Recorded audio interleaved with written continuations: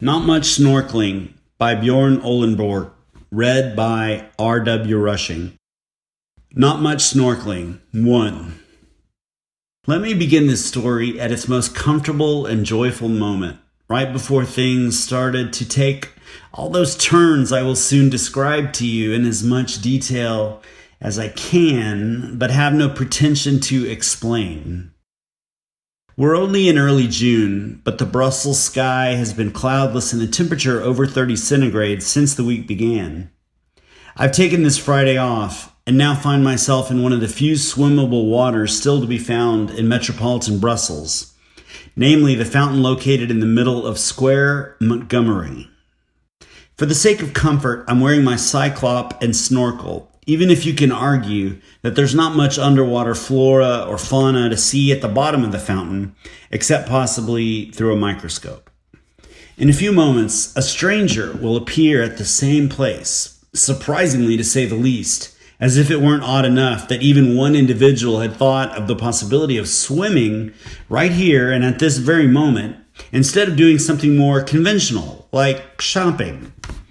The arrival of the stranger, as you will see, will be the first in a series of events so curious and without obvious logic that one would normally expect them to happen only in one of those race against the clock nightmares, where you're, for example, supposed to have a job interview, but the bus driver's a beginner and drives you to some totally unfamiliar part of town, and in the end the only means of transport still at hand, a wobbly scooter for small kids, also becomes useless because you've just steered it straight into quicksand, and there went also your newly dry washed and ironed business suit.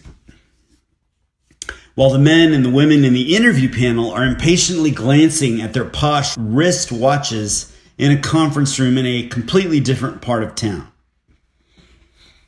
However, now looking back, I remember everything that happened that afternoon very clearly, because I usually pay attention and reflect over all sorts of tiny details that most people don't even notice. As will become apparent later, I even have a written account of at least some of the events in the form of a signed and stamped official document. And even if I don't fully agree with or even understand some of the statements in that document, its existence should at least serve as evidence that all these strange experiences were indeed reality, not dream. But first, those of you who know Square Montgomery and its fountain certainly ask yourselves how I ever came to the idea of taking a swim there. And for those of you who don't, I can tell you that Montgomery is not a picturesque old town square where students would sit barefoot on the edge of the fountain on a summer afternoon, but instead a 4-lane high-traffic roundabout. I realized from the beginning that getting to that fountain on foot wouldn't be without risk, but that, for the same reason, I should probably have the pond for myself and avoid all those annoying high-speed swimmers you'll often encounter in an indoor public swimming pool. Those who tend to bury their toes in your nostrils about every second time they pass and without ever apologizing. It all started with me having pointed out to my colleagues that there were practically no public open-air swimming pools in the central parts of Brussels, where anyone ready to pay a modest entrance fee would be welcome to have a swim. While there were several such establishments in, say, Madrid, a Belgian colleague immediately pointed out how silly my idea was and mentioned the average number of rainy days per year in central Belgium, the fact that the city was already so crammed with buildings all sizes plus countless railway yards. So if anyone could still find an undeveloped area large enough to dig a swimming pool on, it would certainly be located over the border between the two municipalities, which, in turn, meant that there was little hope to reach agreement on the financing before a minimum of 40 years. Already satisfied with her own reasoning, she added that I'd probably have to, quote, make do with the fountain at Montgomery, unquote, which she, of course, meant as a joke. And that was exactly what I wanted to try.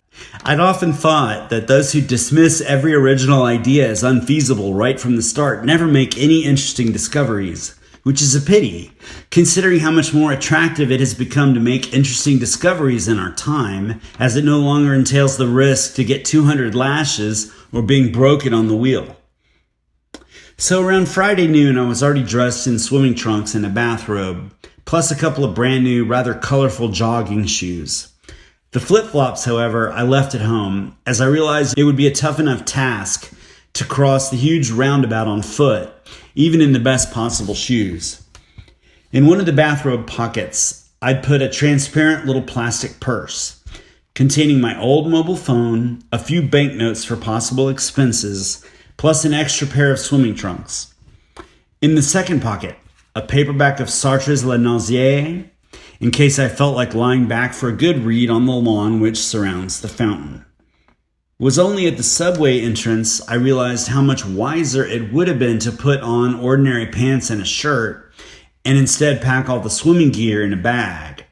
But I didn't feel like walking back home again to repack or get onto the subway train dressed in a bathrobe with the risk of being taken for a flasher or a mental patient on the run. I reckoned the best thing to do was simply call a cab. In hindsight, when I could compare to the fee for getting back home about an hour later, there wasn't really any reason to hesitate about the cost. Once arrived at Square Montgomery, it took a while, I'd say at least a quarter of an hour, before an even half-promising opportunity occurred to lay all those 4 driving lanes behind me in one single run. I'm still impressed by my quick reaction when I felt the right moment had come. But vehicles approach quicker than you'd expect, especially when they can sneak on you, half hidden behind a fountain. As expected, some drivers now made their car horns heard. But not many more than I guess is normal in this huge roundabout at lunchtime, whether there's any unexpected pedestrians running around or not. School children in a minibus, probably on their way to a museum, waved and laughed. It's always gratifying when you can give people fun memories, and in spite of the rather stressful situation, I'd still only crossed 2 lanes out of 4. I had time to think of how these children, when they'll look back on that particular day many years later, certainly will remember the bathrobe man running between the cars in shiny jogging shoes, but may have completely forgotten the museum. All in all, it was really just that young man in a big open BMW, he who slammed on the brakes, who seemed to have had a bad day. I could observe him making some sort of pumping movements with his right fist, while shouting so loud it was still possible to notice, even through the deafening noise of traffic, as his car was slowly disappearing towards the tunnel leading downtown. But in the unlikely event that he'd had the ambition to choose his words carefully, it would have been in vain, as there was no way one could even identify which language he was speaking.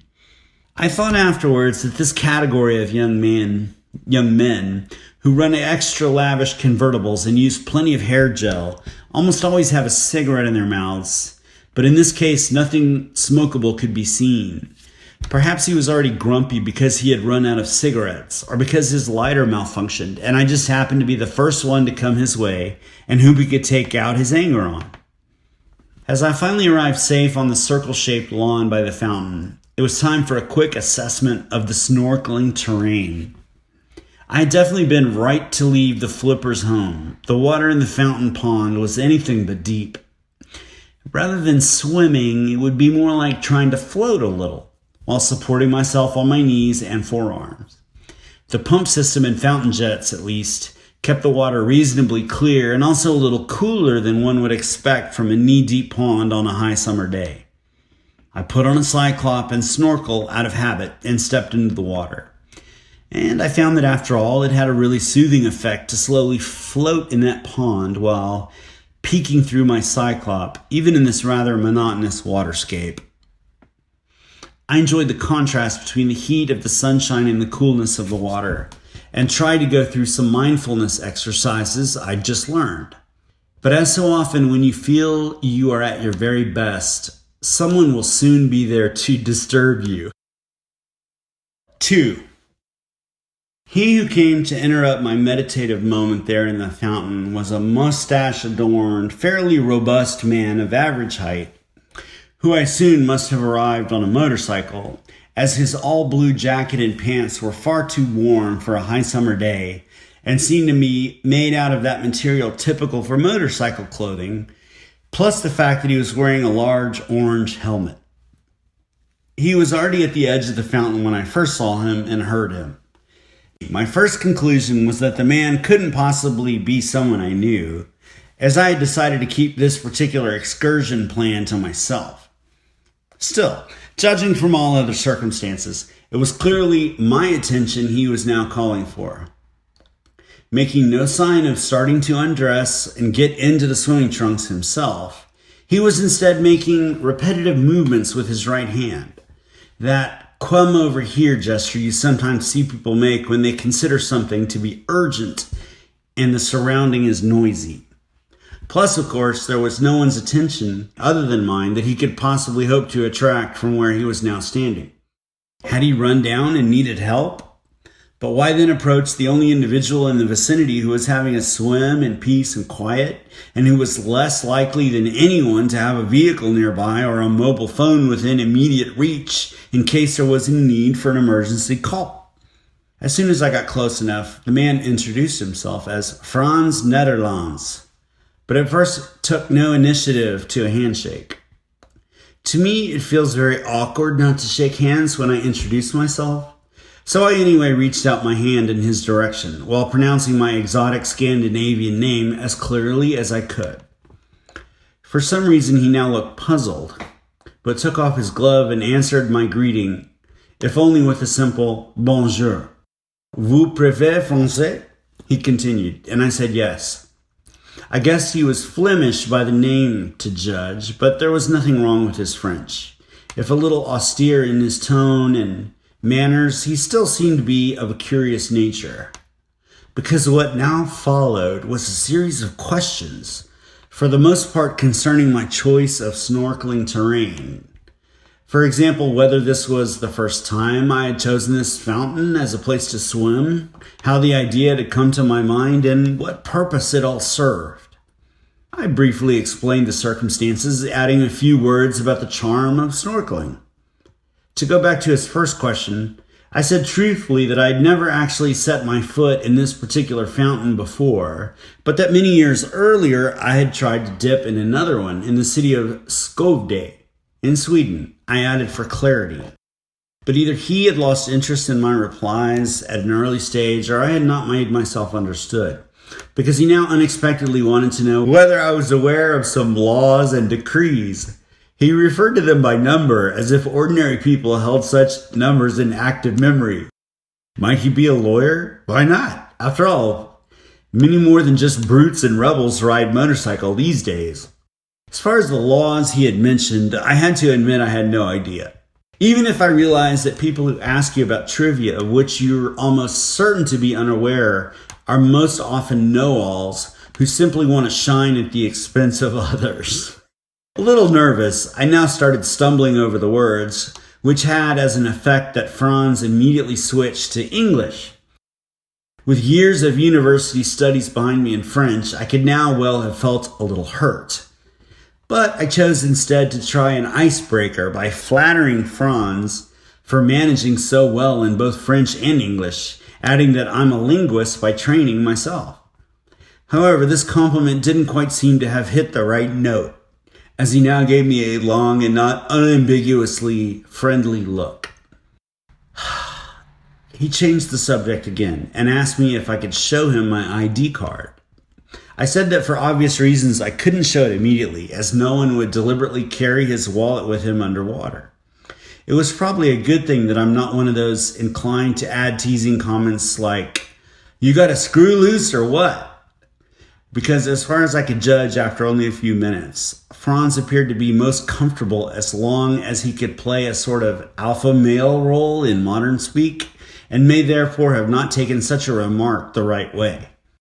Instead, I now had to admit that the ID card was not even in the purse I had brought with me, but with all likelihood remained in my wallet back home, which in turn was probably in that enamel bowl I keep in the hallway for assorted important papers, valuables, keys, etc.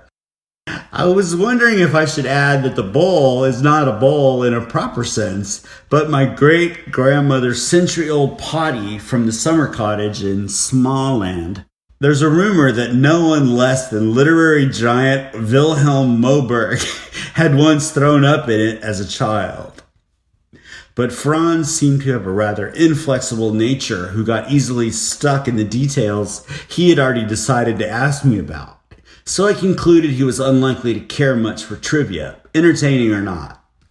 My assessment was confirmed, for his only response to my description of where I had left my ID paper was to ask in which municipality that home I had mentioned was located. Without understanding where the discussion was now going, I replied mechanically to this. I then reflected that if he didn't want a more precise answer than what someone with local knowledge could easily have established from a helicopter, the potty story would probably have been wasted on him.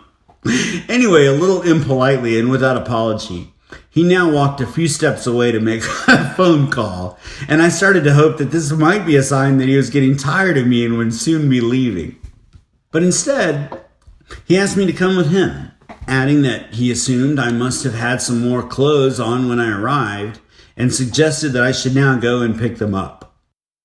As the purpose of the whole conversation was still beyond me, I had every reason to challenge this stranger's right to dictate where or when I should leave. But I'm not prone to conflict, and this man had so far behaved in a rather headmasterly way even when I try to be friendly and answer his questions to my best ability. And in all this confusion, I was thankful that he had reminded me of my bathrobe and other belongings back there on the lawn. As concerns purely practical issues, I thought I may have, after all, have something to learn from people like Franz. While we were waiting for something, I didn't know what, I noticed that his motorcycle was now in sight. I remember to have seen quite a few of similar size and design, i.e. in white paint with blue decals, and assumed the model must be especially popular in Belgium. I also recall that most of those riding that particular model often shared Franz's taste when it came to color of helmet, jacket, pants, and boots. Perhaps they were all members of one and the same motorcycle club, as often tended to ride in caravans. I had the impression that Belgian motorcycle clubs were, in most cases, quite harmless, and that their favorite activity was to ride in large groups some 30 miles or so. For example, from Brussels to Louvain, where they'd sit down at a beer terrace and spend 2 hours bragging, talking mortgage interest rates, getting half drunk on Duvel, and then go back home again. The name of this particular club should normally be printed on the back of Franz's jacket, which I had not yet observed and had no chance to see now either, as he was urging me to walk in one direction, but oddly enough, walked behind me rather than in front of me, as if he were guarding a prisoner who could be expected to run off at any moment. It soon turned out that the phone call had gone to a friend or colleague who happened to be by car somewhere in the neighborhood. The first thing I noticed was that the driver had stopped his car in the innermost lane of the Montgomery roundabout, something few others would ever dream of doing. It must have been in order to warn and to some extent apologize to other drivers that he had a whole rack of blue rotating lights mounted on the roof of his car. When I got closer, I noticed that the light show was definitely no plastic Halloween toy, but a robust installation that seemed to sit there permanently. So I concluded this man was well aware that he often parked his car in ways not everyone approved of. It looked like a company car because I could glimpse a sticker on the side, but the whole text could not be read from where I was standing as the back door was already open. Franz explained in a matter-of-factly way that the colleague would now drive me home. So confused I didn't much question anything anymore. I instead tried to see it all from a positive perspective. If Franz was a bossy type or not, my own wish now actually coincided with his, as my meditative mood was in any event beyond savior. I had as a principle that one should always try to part ways on a good note. Franz and I would hardly start to socialize in our leisure time or take part in the same literature evenings. You never know who you might meet again. So I now shook hands with him a second time, said with a pinch of hypocrisy that it had been nice meeting, and thanked him for organizing my return home. He must have appreciated my polite gesture, because now, at the very last moment of our encounter, he finally broke into a big smile. The car then took off, with me in the back seat. The driver steered his car with both agility and confidence from that inner lane of the roundabout, simultaneously switching on an almost deafening sound effect, which also seemed to come from the car roof. Surprisingly, despite his probably far from legal maneuver, I didn't hear any car horns around us or observe even one driver making any of those improper gestures otherwise so commonplace in Brussels traffic. 3. It soon became apparent that the friend or colleague was just as obsessed with the ID card issue as Franz, as he almost immediately explained to me that that was why he now drove me home. The chauffeur, who unlike Franz, sounded like a French speaker rather than a Fleming speaking French, could easily be put in the technology freak category. There were more than half a dozen small monitors or other unidentified gadgets fixed to the dashboard, and I drew the conclusion he was probably also an amateur radio operator, to judge from the noisy and distorted sounds pouring out of a little speaker mounted close to the gear shift. So far, no music was heard from the speaker, only voices. I wondered how he had the patience to listen to what seemed to be some suburban spoken word drama, mostly consisting of street addresses, silence, repeated mention of the word incident, pronounced either in French or in Dutch, silence again, plus constant radio noise. But I realized it would have been impolite to ask him to turn down the volume or change channel. In any event, some of the high tech may well have been useful for this particular drive, because unlike most taxi drivers in Brussels, he found my address without asking me for directions even once. And when we'd arrived, he also surprised me by not asking my advice on how he should find his way back downtown. On the other hand, and also unconventionally, he didn't mention any price or ask if I wanted a VAT receipt. Although I had the impression that the chauffeur was just as little as his colleague, one to sit back and discuss existential issues while watching the clouds drift by, I asked for the sake of courtesy if he might want to join me on the veranda for a little while over a glass of beer, adding that the garden bloomed more beautifully than ever this season. He seemed rather surprised by my proposal, answered in the negative, and immediately returned to his favorite question about the ID card, which I now quickly pulled out of the wallet and showed to him. I had reason to assume he would then leave, with his only mission completed, and as he showed little interest in socializing, I started to think I should perhaps give him a pack of Des Trooper biscuits or a bottle of wine to thank him for the ride. But then came an unpleasant surprise. It turned out that the transport was not at all as free of charge as it had first appeared. Instead, the driver began to complete a very complicated invoice in the shape of an official-looking form with a number of fields to fill in. I asked myself if this procedure might in fact be mandatory, but that most regular taxi drivers simply ignore it in order to save time. Among the details he asked me for were, for example, my place of birth, my current and past occupations. It was hard to figure out why such data would be relevant just to pay for a routine 10-minute drive through town. There were even some rather intrusive personal questions, such as whether I had ever been in prison, and if I was right now, or had earlier in the day been under the influence of alcohol or drugs. I now gave up even trying to find any logic, as I considered it must have been obvious to everyone that most taxi companies would lose about half of their turnover if they applied a strict sobriety policy on their customers. As questions kept coming, I asked whether the almost exaggerated detail was to serve as a basis for marketing research. But the chauffeur evidently shared his friend Franz's ugly habit of just silently staring as the one who's posed a question, then going on according to his own script. Maybe that's why they got along together. I started wondering how much spontaneous dialogue was actually held when those two spent a night out. Or did each of them bring his own questionnaire as well? My reflections were put to an end by the next negative surprise: the price. The ride home turned out to cost about 10 times the normal tariff, and as the job was already done, there was little to do but just sign the invoice. When I pointed out that the price they offered was pretty hefty, to say the least, unless it included some 10-ride pass or free mileage points, the reply I got was too absurd even to try to process.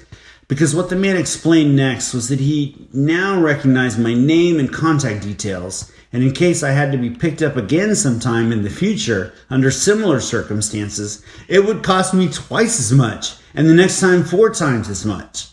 It's no exaggeration to say this was the most outrageous business strategy I'd ever heard of. Didn't retail service providers normally try to reward loyal customers? But I had by now realized there was little point in trying to argue with this man. Anyway, he was obviously aware that his employer's tariffs were definitely at the top of the spectrum, because he routinely gave me yet another form, which I could always complete if I had objections concerning the amount, but added I might have to defend my case in court, and should first carefully consider the potential costs for legal counseling. Together with the said form, I received a carbon copy of the main document, i.e. the invoice form with the chauffeur's handwritten notes, now also carrying my signature. I was used to the normal taxi procedure and assumed I had now to pay on the spot, whether I intended to appeal or not, and therefore I asked if he took credit cards. I explained that I normally prefer not to keep too much cash at home, adding that I was sure he was aware of the dangers, for example, in case of burglary. In a somewhat ironic voice, he assured me that he knew much more about this problem from experience than he'd prefer to have known if he could choose again. I now felt a little embarrassed, as I concluded he had probably fallen victim to property crime himself, so I decided to leave the subject. When it came to the payment, he informed me, quite surprisingly, that it was not necessary to pay right now. Instead, I would later receive an official typewritten specification, which he rather pompously referred to as a procès verbal, and that it would follow from that document how I should pay. He now finally made signs to be about to leave. Just like his colleague Franz, he became friendlier only when the conversation was about to end. He put on a smile and greeted me, "Au revoir, monsieur," but then bizarrely added that he hoped we wouldn't meet again. Still smiling, and in a way that seemed in no way sarcastic, but rather well-meaning, whatever his unconventional comment may have been about. The man then closed my front door behind him and left. As I started to take in the latest series of absurdities, I realized too late that I hadn't taken care to memorize any logo or company name, either on his jacket nor on his car. 4. I said to myself it was now time to lay this story behind me and sit back for a while in the garden, as the weather was still sublime. I had been ripped, but guess I could bear the cost if I spent more time reading in the library and less on auction sites bidding for original editions, at least until the stratospheric bill had been paid and recovered from. I decided not to let all the absurdities affect my basic principle, i.e. that every new acquaintance I'll make in the future should be assumed to have both good intentions and interesting stories to tell, until the opposite is proved beyond doubt. But after a shower and a cup of coffee, I decided to see if what I could make out of that carbon copy. It was all in French and his handwriting was reasonably clear. What struck me most about that large, free text box included a description of events that took place before even the first man, Franz, had arrived. There was hardly a word about the ride home. Instead, the first paragraph was all about my movement by foot through the Montgomery roundabout. Further down, it was claimed I had been found pratiquement nu, i.e. all but naked, which I considered unfair, even if I know that my swimming trunks are far smaller than the models now in fashion. Whatever all this information had to do on a commercial enterprise's invoice. There was also completely unintelligible reference to a, quote, phone call to the switchboard at 1318, unquote, presumed to have been received only a few minutes after my sprint through the roundabout. Much harm can be done by unlocked keypads on a mobile phone, but any shortcut to that switchboard I couldn't possibly have stored, as I didn't even know the company existed when I got out of bed the same morning, and still had no name to attach to it. And for that purpose, the invoice wasn't of much of use either. The form seemed to be standardized for one of the municipalities surrounding Square Montgomery, and logically for a legal type of document. The only logo to be seen was that of the municipal police department, printed in the upper left corner. If these men were crooks, Their methods were odd, to say the least. They weren't even very polite, didn't offer any new customer discounts or gifts or membership of some loyal customer program, but instead promised an absurdly high tariff next time just for me. It took a long time to fall asleep. In the end, I came to the conclusion that I should summarize the essentials, including the place and time for my observations, pricing, methods, clothing, and vehicles. Perhaps even quote the name of the first man I had encountered, Frans Nederlands, and send all the information to the Test Akot, Belgium's leading consumer magazine. I wanted to know if others had fallen victim to similar business practices already, and of course warn potential future targets.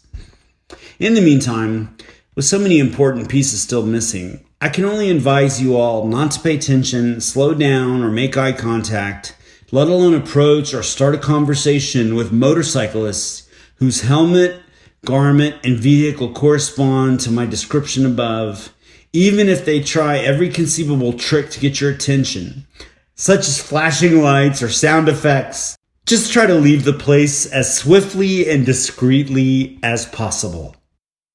The end.